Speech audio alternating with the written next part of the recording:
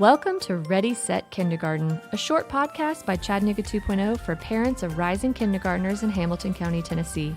Today, we're diving into a topic that matters to every family: sleep. Sleep is the secret sauce for everything from attention to mood, but it's also one of the hardest things for parents to manage. So how much sleep does your child really need, and what helps when it's a struggle? We asked a pediatrician, a parenting coach, and a psychologist for their best tips. Dr. Coffman of Highland Pediatrics has been practicing locally for 23 years and served as president of the Tennessee chapter of the American Academy of Pediatrics. Lauren Hall is president of the local nonprofit First Things First, a parenting coach and a mom of 2 young kids who writes a weekly column on family for the Chattanooga Times Free Press. Dr. Beth Capici is a private practice psychologist from Grounded Counseling who has been practicing locally for 22 years and works with adolescents and adults across a variety of issues. I'm your host, Jennifer Andrews, and I am both a mom of a rising kindergartner and the director of early childhood strategies for the nonprofit Chattanooga 2.0. For the last 2.5 years, our organization has been working with community partners to equip parents of rising kindergartners with tips and tools to set their children up for success in school and life. To read our experts' full bios, see the podcast description. Now we're going to dive in and let the experts tell us what they know.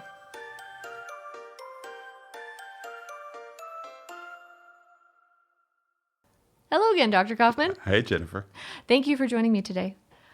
So sleep feels like one of those things that parents just hope that they are doing right. So let's clear it up for parents and caregivers. How much sleep should kids at this age be getting, and what's the impact if they don't? So the answer for the test is 10 to 13 hours. Got it. And so, and if we don't see sleep, irritability is going to be much higher. Anxiety is going to be higher. Their ability to regulate their emotions is going to be less functional.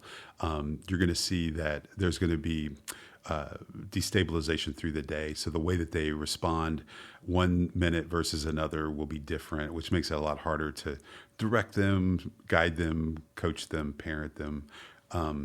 You'll see that their eating patterns will be different. Typically, they're going to go to more kind of simple, more processed, and that differentiating between those is harder when you're sleep deprived. And so I think the most difficult thing, I think, with sleep is, one, modeling it. So the parents, and so where does it start? It really does start with the parents, and what are the parents' sleep patterns, and what does that look like? I think a lot of children, the transition to sleep, that is quite boring. So I'm going to stop my life, and then I'm going to sit here and be bored until I go to sleep. And so the more exciting and intense your life is up until that stop to bedtime, the harder that transition is going to be. And so I think be thoughtful about that. You as a parent, we're like, I want to give to my child. I want their life to be awesome. But if the awesomeness just abruptly stops, it's very hard to transition to sleep. I think having empathy, because often if parents have sleep problems, genetically they're going to give those things to their children. Mm-hmm. And so being thoughtful about, your experience and what your child's experience is. And then I think the story of sleep, how does that work? So it isn't that we just put our pajamas on and get in bed and go to sleep. It's much more complex than that. And so working on ways of how do we begin that process? So how do we stop the intensity of the day? How do we start to be calm? What does that look like? And what's the pattern for your family? So do we play, have a period of play, and then we come in from play, and then we put our night clothes on, and then we brush our teeth, and then we snuggle, or do we read a story, or do we sing, and then does mom scratch your back while you're laying in bed? And I think for parents, don't bite off more than you can do for the next 20 years. So set that nighttime pattern in a way that you're like, I can do this forever. I'll see some, especially with the firstborns, these unbelievably complex, where they have, they have a Bible study, and they have 8 songs, and they have 3 books, and they do a FaceTime with grandma, and then they take a bath. And, it's just, I really try to have that going to sleep routine less than 5 minutes, something that, you can do every night. and then letting them make that transition. So that appropriate time for that is around 6 months. And we talk 6 months old? 6 months old, and that's when children are socialized. That's when they're looking to interact with the parents. That's when they start to have FOMO, when everybody's doing something else and they're not getting the attention.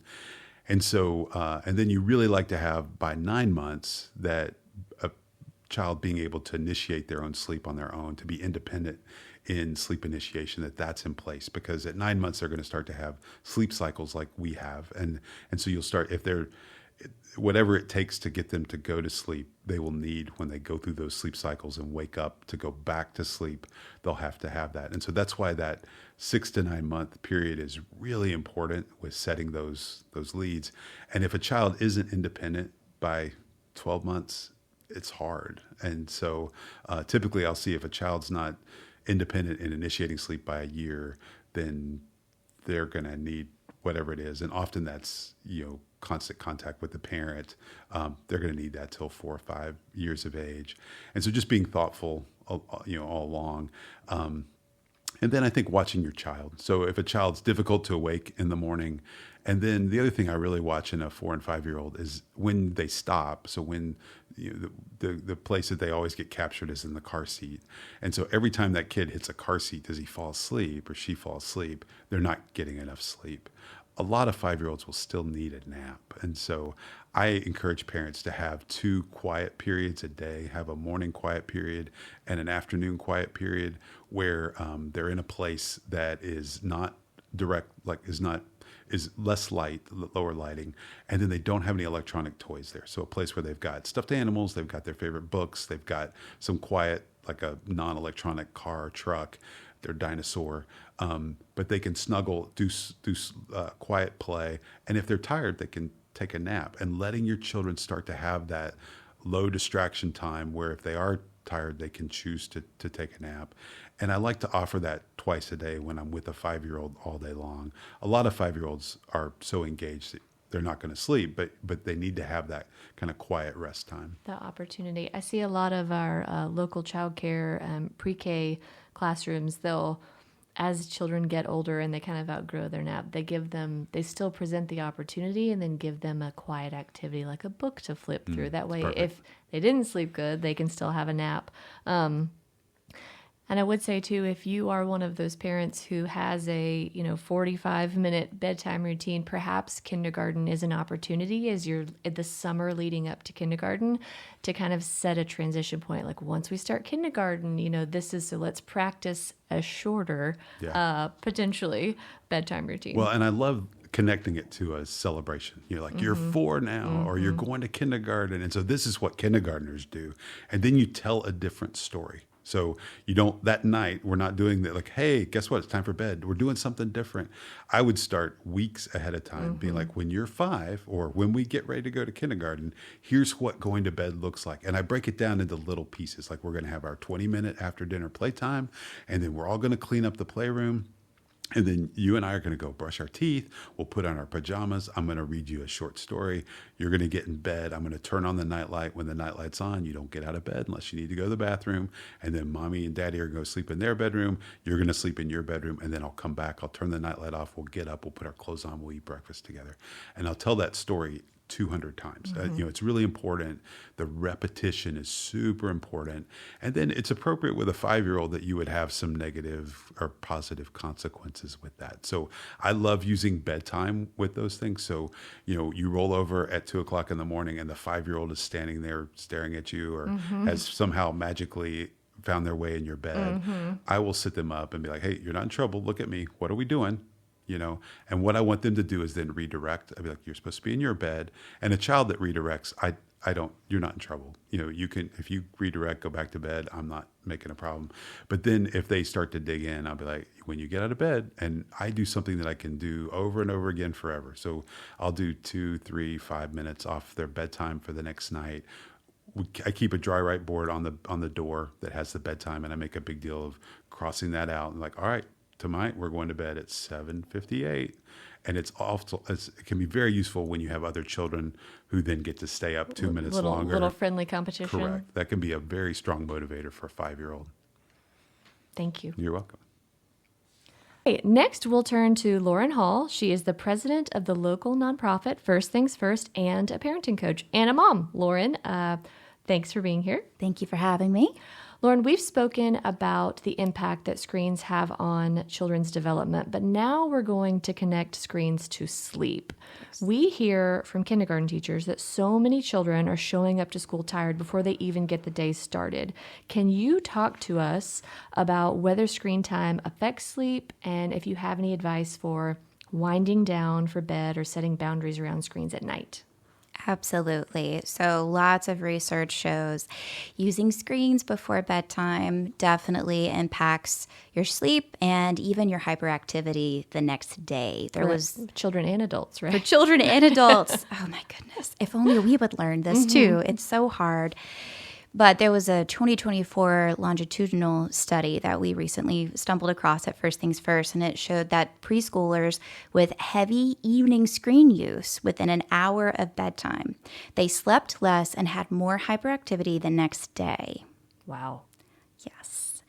So that's a rule of thumb we use in our home, and that's a rule of thumb that we use with our parents that we coach is don't allow your child to use the screen within an hour before bedtime. So really putting that boundary. And a wind down routine that we recommend is to focus on a bath, a book, and a cuddle. Always. I mean, that's appropriate for any age, right? But the more that you can engage in that routine and really focus on putting the books instead of the screen time before bed, and you dim the lights, make everything calm, the less likely that your child will have sleep issues, and the more likely that they will be able to be focused the next day. I will say there's times that I'm super busy because I have a 6-year-old and a 2-year-old, and I'm a CEO. It's a lot. And I feel like I don't have time to read a book before bed.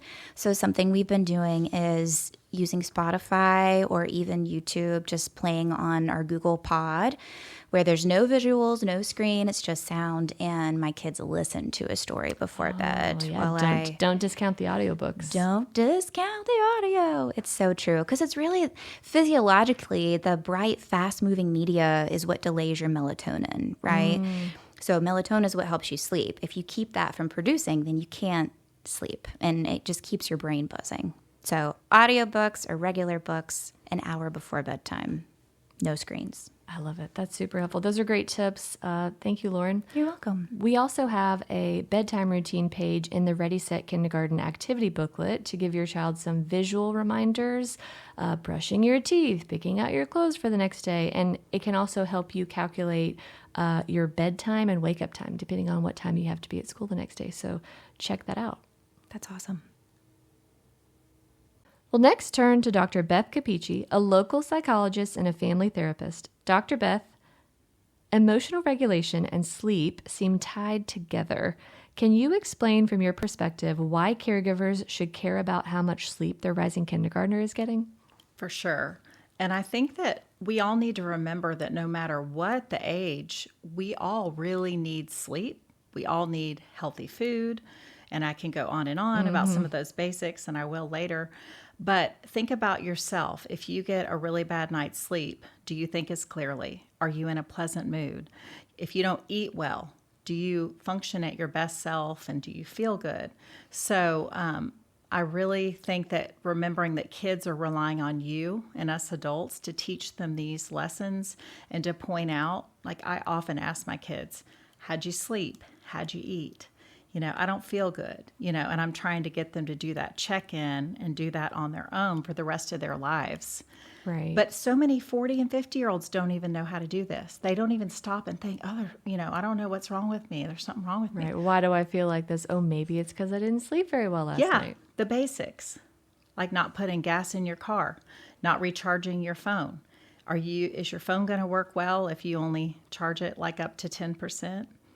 Is your body going to run well if you're eating junk all day? So I talk a lot more about, those kinds of things, not about calories and don't eat that, don't eat that. It's just like fuel for your body needs to be good, healthy stuff.